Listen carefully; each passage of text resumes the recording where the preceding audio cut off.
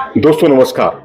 कभी बीसीसीआई के पास पैसों की बहुत तंगी थी। आलम यह था कि 1983 का वर्ल्ड कप जीतने के बाद भारतीय क्रिकेट टीम को क्या दिया जाए, क्या इनाम दिया जाए, इसको लेकर भारतीय क्रिकेट बोर्ड है, बड़ा पसोपेश की उसकी स्थिति थी। और उसने एक इंदिरा गांधी स्टेडियम में एक शो कराया था, लता मंगेशकर शो, और उसमें पूरी भारतीय क्रिकेट टीम ने लता मंगेशकर के साथ गाना गाया था। और उससे जो धनराशि प्राप्त हुई थी वो बीसीसीआई ने वर्ल्ड कप विनिंग टीम के सदस्यों में बांटी थी। तो आज आलम यह है कि बीसीसीआई की पांचों उंगलियां घी में है और सिर कढ़ाई में है, और उसकी एक वानगी आज हम आपको दिखाना चाहेंगे।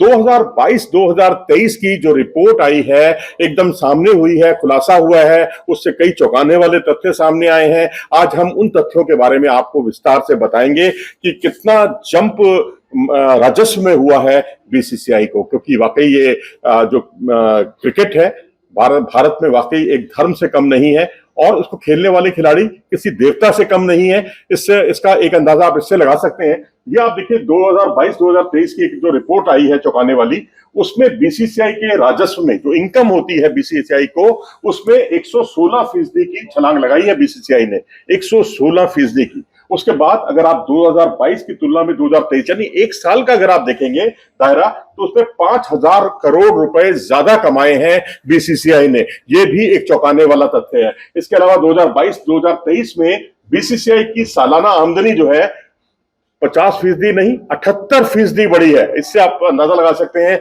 कि बीसीसीआई ने जितने भी प्रोजेक्ट्स लाए उससे उसे बहुत जबरदस्त आमदनी हासिल हुई। और उसके अलावा अगर आप देखेंगे जो 78% जो राशि बढ़ी, उससे आमदनी हुई कुल मिलाकर 11,769 करोड़ रुपए, 11,769 करोड़, जो पिछली बार से 78% ज्यादा है। इसके अलावा 2023 से 2027 के जो मीडिया राइट्स हैं, उसमें 48,390 करोड़ रुपए।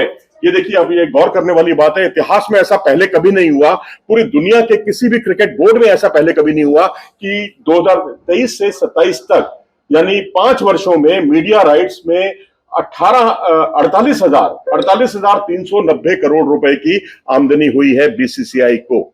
इस 48,390 करोड़ रुपए में अगर आप 2022 का आकलन करेंगे तो 2022 में खाली 3,780 करोड़ रुपए की आमदनी हुई जो है आईपीएल 2022 से।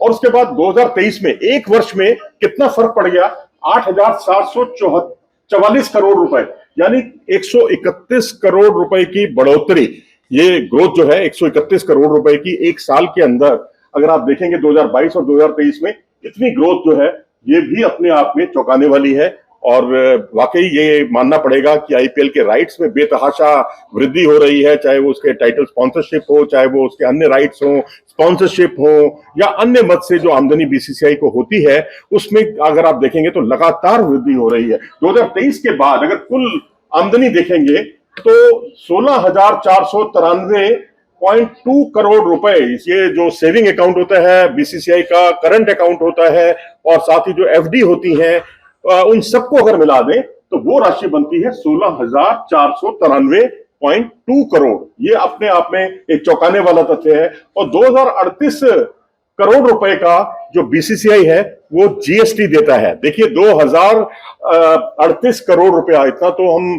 तमाम फेडरेशंस का अगर बजट मिला लें तो वो भी उन सबको मिला दें तो वो भी इतना नहीं बनता, उतना बीसीसीआई अकेले जीएसटी देता है सरकार को।